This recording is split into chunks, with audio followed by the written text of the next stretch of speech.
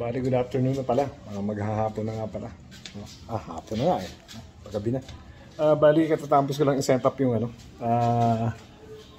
relay na para dun sa ating DC 12 volts na para sa ating USB charger. So, ito siya. Ito, bali, ito yung relay niya. Unfortunately, wala yung kanyang bracket para i-lock siya. And yun. So instead of Omron, naging Qden. But anyway, okay naman yung function. Same function naman siya. Magana na lahat. So yan. Yan yung mga upgrade sa atin. So ito siya. Ngayon, yan yung ating charger. So 2 ports. And meron siyang voltage monitoring. Tapos so nilagyan na rin natin nga pala siya ng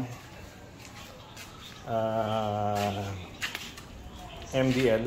Ayan. So meron tayong mini driving lights. Ito, tsaka ito. And yung ating ilaw is bilog. Okay? So yan yung ating mini driving light. Ilaw. Okay? So yan yung mga upgrades ngayon dito sa ating gun. So yan lang. Saan yung iba? Okay? Babush!